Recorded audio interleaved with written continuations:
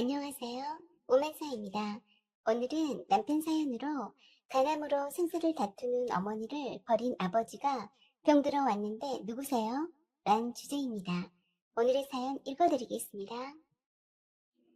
저희 남편은 지금 55세입니다.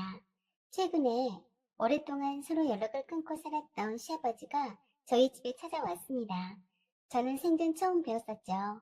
시아버지 연세는 85세가 되셨고 몸이 많이 편찮으신 상태입니다. 남편은 저에게는 말은 하지 않았지만 10여 년 전부터 계속해서 남편에게 시아버지가 연락을 해오셨던 모양입니다. 결혼은 한 번도 시아버지에 관해서 해줄 말이 없다고만 해서 들어보지 못했지만 손인 시누이를 통해서만 대충 시아버지를 굉장히 싫어한다고만 알고 있었을 뿐이었네요. 거동이 매우 불편하신데도 어떻게 찾아왔는지 의문이 들 정도입니다. 오시자마자 어이쿠 힘들다고 하시면서 그대로 거실에 대자로 들어 누우셔서 일어나지 않으시네요. 마침 다행히 남편이 집에 있던 주말에 오셔서 망정이지 다른 날 오셨더라면 참 난처했을 뻔했습니다. 저는 시아버지 얼굴도 몰랐으니 말입니다. 남편이 많이 늙으신 시아버지를 반기지는 않았지만 마지못해 이왕 오셨으니 들어오시라 한 것 같았어요. 그런데 오시자마자 거실에 누워서 몸이 좋지 않아서 일어날 수 없다며 대자로 누워서 끙끙 앓아 누워 계셨어요. 저는 어찌 해야 할지 몰라서 남편 얼굴만 쳐다보는데 남편은 화가 난 모양으로 베란다로 가더니 한참을 안 피던 담배를 피더니 그때까지도 자기 집처럼 대자로 누워있는 늙은 시아버지를 어처구니 없다는 듯이 내려다보더군요. 아버지, 일어나세요. 여기 아버지 집이 아니고 내 집이에요. 일어나서 할 말 있으면 하고 얼른 가세요. 했습니다. 그런데도 신용방구도 하지 않고 꿈쩍도 하지 않더군요. 그러기를 2시간 누워 계시더니 저를 쳐다보고는 네가 며느라가냐? 하고 물으시길래 네 하고 짧게 대답했더니 밥 좀 다오 배고프다 하시네요. 여전히 누워서 머리만 살짝 쳐든 채로 말씀하시더라고요. 남편은 옆에서 지켜보다가 밥 얻어먹으려고 왔어요? 밥 못 주니까 아버지 집에 가셔서 잡수세요. 하고 무참히 말을 하더라고요. 그리고는 저보고 밥 차릴 필요 없다고 하면서 남편이 누워있는 시아버지를 억지로 일으켜 세워서 질질 끌고 현관으로 가더라고요. 제가 깜짝 놀라서 말리려고 하니까 남편이 정색을 하면서 그럴만해서 그런 거니까 저보고 방에 들어가 있으라고 하더군요. 저는 못 볼 것을 보는 것처럼 놀랐어요. 남편은 아버지랑 할 얘기가 있으니 방에 들어가 있으라고 재촉해서 할 수 없이 안방에 들어가 있었습니다. 남편이 늙은 시아버지를 현관 쪽에다 끌어다 놓고 뭐라 말을 하는 것 같은데 들리진 않았습니다. 시아버지의 목소리는 들리지 않고 남편이 조곤조곤히 시아버지에게 무슨 말을 하는 것 같았어요. 궁금해서 문을 열고 빼꼼히 내다보니 억지로 시아버지 발에 신발을 신기고 밖으로 끌고 가다시피 하더라고요. 그러면서 남편이 연신 여긴 당신이 올 곳이 아니다. 다시는 오지 마시라고 하더군요. 그때까지도 시아버지는 일어서서 걷지를 않으시고 마치 사지마비인 것처럼 총 늘어져서 남편에 의해 억지로 끌려나가는 모양새이었습니다. 그리고 엘리베이터까지 함께 타고 내려가는 것 같았습니다. 저는 참 황당했네요. 결혼해서 지금까지 한 번도 뵙지 못했던 시아버지가 갑작스럽게 나타나시다니. 무슨 일이지? 하고 무척 궁금하더군요. 시아버지는 시어머니께서 돌아가신 후로 다른 아주머니를 만나서 잘 살고 있어서 서로 연락하지 않고 산다고만 들었을 뿐이라서요.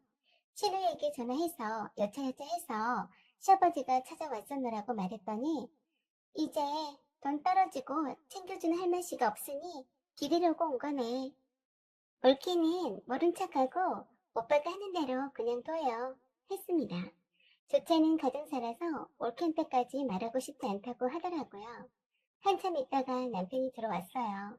그러더니 혹시라도 혼자 있을 때 찾아오더라도 선뜻 문 열어주지 말라고 신신당부했어요. 아니, 어떻게 어른이 여기까지 오셨는데 문을 안 열어줘? 라고 했더니 남편은 아무튼 절대 열어주지 말고 배를 계속 누르더라도 모른 척하고 자기한테 전화하라네요. 제가 아무리 아버지한테 불만이 많더라도 너무 심하게 내치는 거 아니냐고 하니까 그럴만 하니까 그런 거니까 문 열어주지 말란 말을 귀담아 들으라고 하네요. 남편도 스트레스 받고 이래저래 복잡해 보이는 얼굴이라서 풀어줄 겸 해서 와인 두 잔을 내오며 물었습니다. 도대체 아버지와 어떤 사연이길래 그러냐고 말해달라고 했더니 와인 한 모금씩 하면서 이야기를 꺼내기 시작했습니다. 남편의 첫마디가 당신 앞에서 이런 모습 보여서 창피하다. 하지만 왜 그런지 말해주면 내 심정을 이해할 거야. 라고 하면서 말을 꺼내기 시작했습니다. 남편이 법대 2학년 때였다고 합니다. 어르시 혼자 집안 살림과 생계를 도맡다 했던 어머니가 과로로 갑자기 쓰러지셨답니다. 응급실로 직행해서 검사를 대충 받아보니 다시 정밀검사를 받아보라고 했고 간암 진단이 나왔대요. 어머니 나이 51세 때였답니다. 남편은 그때 당시 어려운 형편에 지방에서 올라와서 장학금 받아가며 법대를 다니고 있었고 본격적으로 2학년 때부터 고시 준비를 하려던 참이었답니다. 그것이 시어머니의 평소 희망이었기 때문에 간암 진단 받았어도 동생은 신경 쓸까 봐서 알리지 않았었답니다. 그동안 시아버지는 할아버지가 물려주신 재산만으로 쓰면서 살았고 한 번도 돈이란 걸 벌어본 적이 없었다네요. 어렸을 때부터 세수물도 발 씻을물도 다 가져다준 물로만 씻었고 차려진 밥상에 밥만 드실 줄 알았지 숟가락 수저도 다 다른 사람이 가져다 줘야 할 만큼 그야말로 아무것도 안 하고 오로지 자기만을 위한 무의도식한 생활을 하시는 분이었대요. 할아버지께서 물려주신 재산이 꽤 됐었는데 그걸 혼자 틀어쥐고서 시어머니에게는 한 푼도 안 주고 자식들에게조차도 아까워서 인색하게 구시면서 고모들이나 다른 친척들한테는 물 쓰듯이 인심을 썼다네요. 처자식 말고 다른 사람들한테 돈을 펑펑 쓰면 최고다고 넘버 원이다라고 치켜 세워주니 그 맛에 보증이다 뭐다. 남 좋은 일은 다 하면서 처자식은 거지같이 대했고 시어머니는 종년 취급하고 자식들은 그 종년의 자식 정도로만 생각했다네요. 부모로서 자식에 대한 애정이 전혀 없었고 꽃감이나 육아가 있으면 자식들 먹을까봐 벽장에다 열쇠 채워놓고 혼자서 몰래 먹었는데 먹다가 들키면 침 흘리고 쳐다보는 강아지 새끼한테 던져주는 것 마냥 하나씩 툭 하고 던져주는 게 다랍니다. 그러면서도 손님들이 오면 벽장에 있는 맛있는 것들을 아낌없이 내어주었다네요. 밥 먹을 때도 고기 반찬이나 시아버지가 좋아하는 반찬이 나오면 겸상은 절대 하지 않는데요. 왜냐하면 거지대 같은 자식과 마누라가 자기 먹는 반찬을 손대는 걸 용납 못한답니다. 고기도 가장 좋고 맛있는 부위를 줘야 했고 자식은 먹다가 남은 걸 먹으라고 있다 하고 던져준답니다. 자식 입에 들어가면 먹지 않아도 배부르는 것이 부모의 심정인데 맛있는 반찬에 두어 번 젓가락질하면 못 먹게 젓가락으로 막으면서 인상 탁 쓰면서 그만 먹어 라고 해서 밥상 앞에서 서러워서 울기도 많이 울었고 진짜 거짓대 마냥 아버지가 밥 먼저 먹는 걸 쳐다본 다음에 남은 반찬을 먹는 것이 습관이 되었답니다.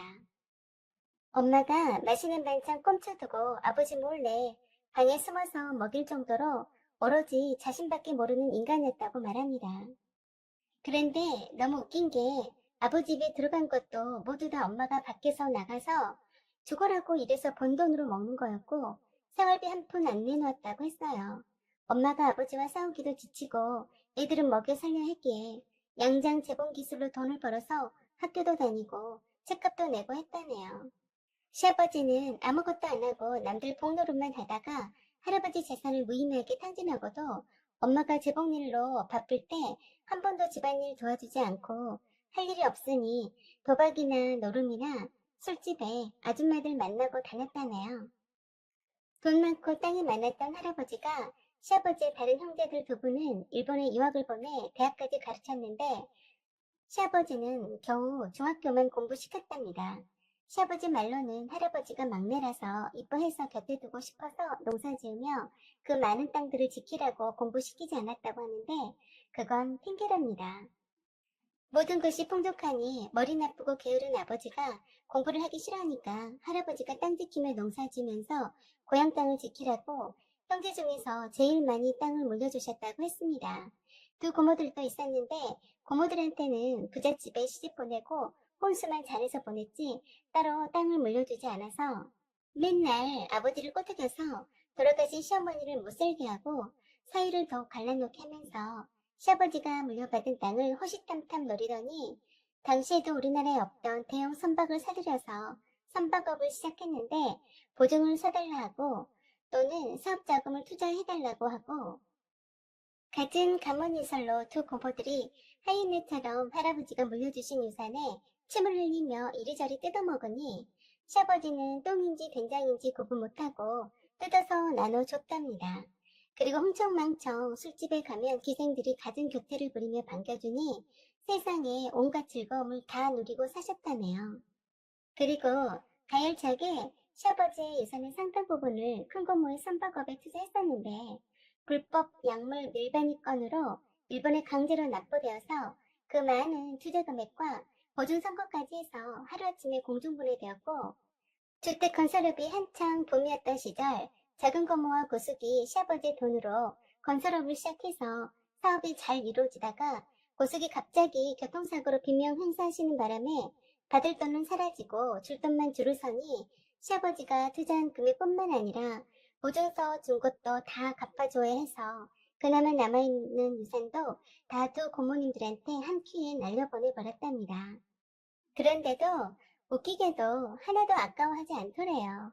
두 고모들이 미안해하고 자기 오빠가 최고다며 시아버지를 축켜 세워주니 그것으로 됐다는 듯이 너무 너그러웠는데 자기 처자식한테는 거지 비렁뱅이 보듯 인색했다고 합니다. 결국엔 처자식에겐 돈 한 푼 안 쓰고 혼자서 얼마 지나지 않은 시간 동안에 할아버지가 대대로 잘 지키라고 유언까지 하신 한옥 대골 기와집도 처분하고 두 고모들의 보증빚과 사업적으로 진 빚까지 다 갚아주느라 그 많은 땅과 농가밭을 팔아 헤쳐드셨다네요. 그리고 남은 돈을 마누라나 자식들 중에 누군가 훔쳐갈까 두려운 듯이 커다란 금고 속에 숨겨두고 금고가 있는 방에는 절대 아무도 들어가지 못하게 걸어 잠궜다고 했습니다. 두 고모들은 오빠의 시아버지가 영원한 봉이어서 항상 살랑살랑 거리며 시아버지를 지능적으로 잘 꼬드겨서 시어머니와 시아버지 사이를 딱 갈라놓으니 그나마 얼마 남아있지 않은 시아버지 돈마저 야금야금 훑어두시려고 문턱이 닳도록 시시때때로 드나들었다고 했답니다. 시아버지는 처자식보다도 두 고모에게만 돈을 썼고 거짓말 같지만 처자식한테는 한 푼도 안 썼답니다. 두 고모들은 시어머니와 시아버지 사이를 확실히 갈라놓아야 시아버지 돈을 뺏어가기 수월해서 어떡하든 시어머니와 조카들에 대한 중상모략이 도가 지나칠 정도였다고 했습니다. 얼마나 시아버지한테 간슬게 다 빼줄 것처럼 간사하게 잘하면서 시아버지를 이용해 잡수는지 시아버지는 두 고모들을 끔찍이도 잘 챙겼다고 했습니다. 생활비도 주지 않으면서 남들은 밥을 굶고 사는 집도 있는데 부잣집에 시집와서 호강하는 줄 알라고 했다네요. 그런 틈바구니 속에서 시어머니는 두 고모들의 시자짓에 힘들어했고 시아버지의 무관심과 무책임에 고통받았었다고 합니다. 시어머니가 과로로 쓰러진 때도 두 고속들이 모두 바깥에서 비명 행사해서 불쌍하다고 시아버지가 한약으로 몸보신 시켜준다며 오라고 했답니다.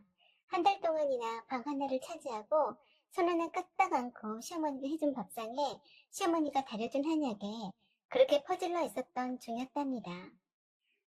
생활비 한 푼 안 쥐어주면서 동생들 일이라면 발벗고 나서고 처자식 한약 한 번 안 쥐어준 사람이 두 고모들 위해서 한약을 척하니 사와서는 정성스럽게 다려서 잘 해먹이고 보살피라고 하더랍니다.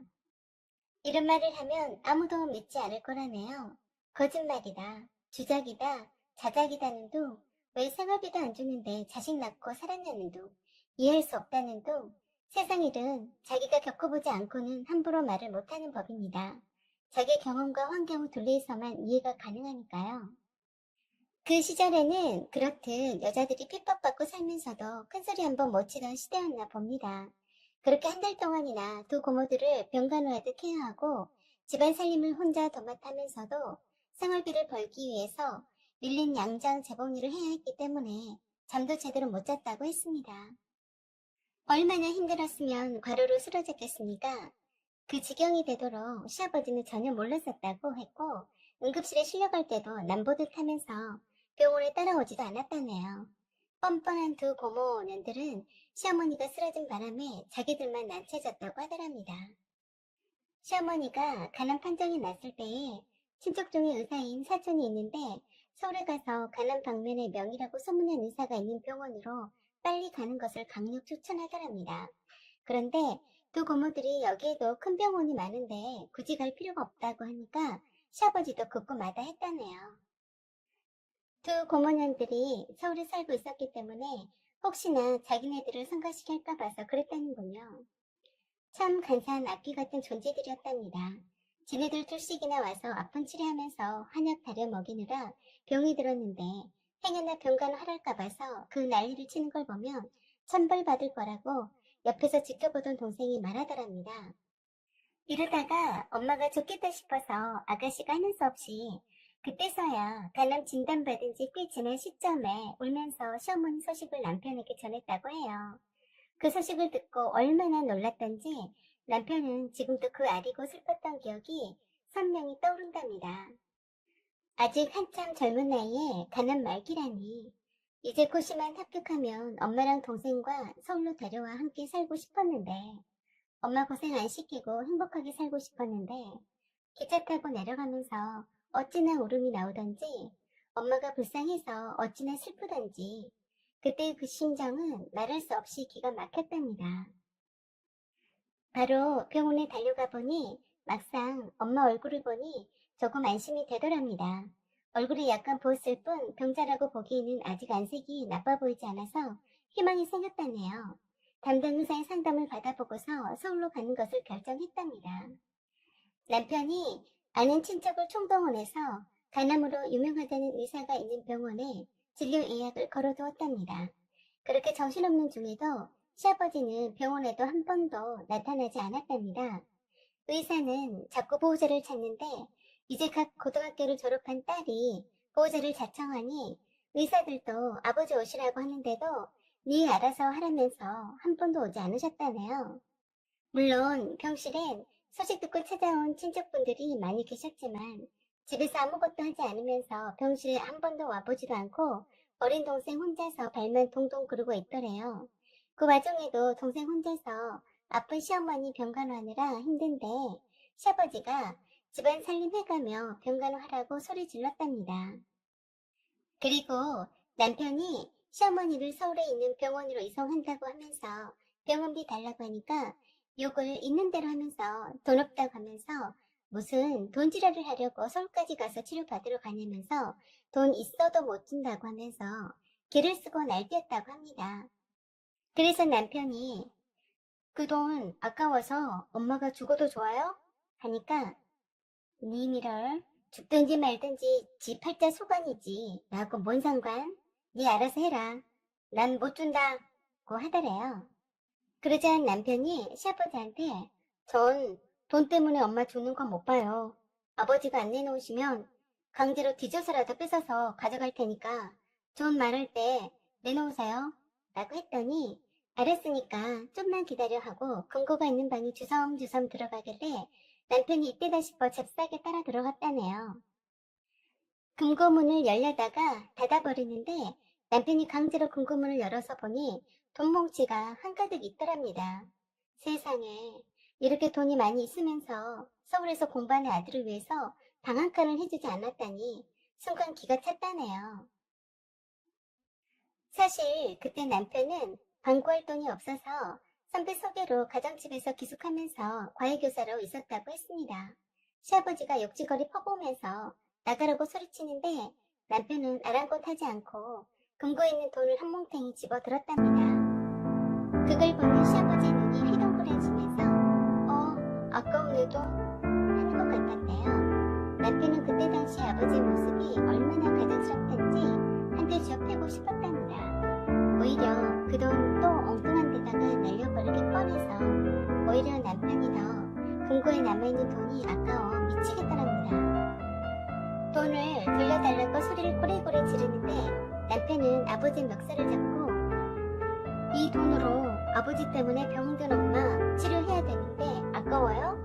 하고 눈을 희번덕거리며 달려들자 그때서야 아무 말도 못하더래요. 남편은 그때도 자기 아버지가 얼마나 밉던지 아버지 돈 간수 잘하세요. 엄마 병원비 얼마나 들지 모르지만 하는 데까진 최대한 치료해야 되니까 아셨죠? 라고 했더니 눈을 부릅뜨고 마치 내가 돈을 훔쳐가는 생도둑보듯 했다고 합니다. 그런 후 바쁘게 동생과 함께 시어머니를 모시고 예약 후 최소 한 달 이상 걸린다던 의사의 진료를 여러 사람들의 도움으로 많이 기다리지 않고 받게 되었는데 그래도 경과는 좋아지지 않았답니다. 그런 정신없는 중에도 병원에 한 번을 내다보지도 않는 아버지를 원망하지는 않았는데 서울에 사는 두 고모년들은 병원에 자신들이 아프다는 핑계로 한 번을 내다보지 않더랍니다. 분명히 서울에 있을 것도 마땅치 않아서 엄마를 간호하는 동생이 병원 간이 침대에서 불편하게 쪽잠을 자면서 고생하는 줄 알면서 한 번도 고모 집에 와서 쉬었다 가라는 말을 안 하더랍니다. 우리 집에 문턱이 닳도록 자유롭게 드나들던 인간들이 끽소리도 안 하더래요. 시어머니가 아무래도 장기 입원할 것 같고 어차피 서울에 저와 동생이 기거할 만한 전세방이라도 필요할 것 같아서 시아버지를 만나서 단판 짓고 올 생각으로 집으로 내려갔답니다. 그런데 기가 막히게도 살던 집에 다른 사람이 이사와서 살고 있었답니다. 그 짧은 기간 동안에 몰래 집도 팔고 도망가고 없더랍니다. 정말 힘 빠지고 기가 차더래요. 다른 부모 같았으면 아들 고시 공부하라고 신경 안 쓰이게 직접 마누라 병간호 할 텐데 우리 엄마는 무슨 법이 없어서 이런 남편을 만나셨나 하고 기가 막혀서 털썩 주저앉았답니다. 마누라 병원비 되게 아까워서 버리고 도망친 거였답니다. 어디로 꽁꽁 숨었는지 수소문해도 찾을 수가 없었답니다. 당장 병원비며 동생과 엄마의 옷가지들도 함께 다 사라져서 망연자실하고 아버지에 대한 분노가 극에 달했다고 했습니다. 우리뿐만 아니라 죽어가는 병든 엄마를 버리고 도망쳤다니 절대 용서할 수 없는 인간이라고 했습니다. 그때 당장 병원비를 벌기 위해서 학교 휴학하고 과외를 몇 학씩 해가며 급한 대로 월세로 방을 구하고 죽어라고 돈을 벌기 위해서 이리 뛰고 저리 뛰고 용을 쓰고 다녔답니다. 속 모르는 선배들이나 교수님은 돈떡이 올랐나라고 할 만큼 미친듯이 돈을 벌려고 혈안이 되었답니다. 고시 공부 안 하냐고 하는 주변의 말을 들을 때마다 가슴이 아팠답니다. 어머니 병원비와 간호하는 동생에게 생활비를 보태줘야 했기 때문에 고시 공부라는 그런 후사를 누릴 수는 없었기 때문이랍니다. 그런 남편의 노력에도 시어머니의 병세는 나아지지 않았고 눈이 뻥뻥 쏟아지는 어느 날 하늘나라로 가셨답니다. 생각보다 많이 버티지 못하시고 병원에 이송된 지 1년 만에 돌아가셨답니다. 시어머니 장례식에서 시아버지 소식을 친척들을 통해 들었다네요. 어떤 여자랑 살림 차리고 잘 살고 있다고 하더랍니다. 맘만 먹으면 시아버지를 찾아가서 멱살을 잡을 수도 있었지만 시어머니가 돌아가신 이 마당에 별로 그러고 싶지도 않았고 이젠 더 이상 그 면상을 보고 싶지도 않았답니다. 그렇게 수십 년 동안 서로 찾지 않았는데 10여 년 전부터 간간히 한 번씩 근무하고 있는 사무실로 찾아왔답니다. 오든지 말든지 아무 말 없이 내보내곤 했는데 잊을만 하면 찾아오곤 하더랍니다. 아마도 이러니 사무실로 오면 큰소리로 멀리 내치지 못할 거라 생각한 모양인데 이젠 집에까지 찾아오다니 정말 낯짝도 두껍다고 했습니다.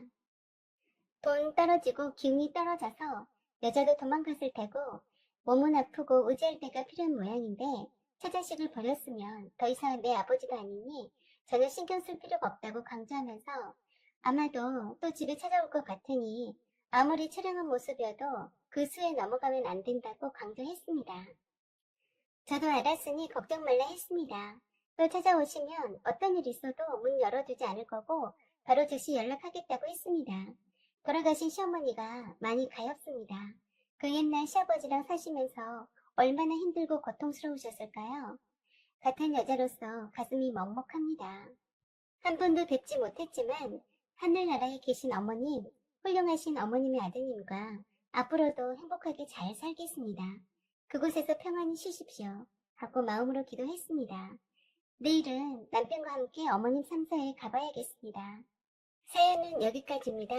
여러분의 구독과 댓글 부탁드려요. 그리고 사연 제보도 기다립니다. 지금까지 시청해주셔서 감사드립니다.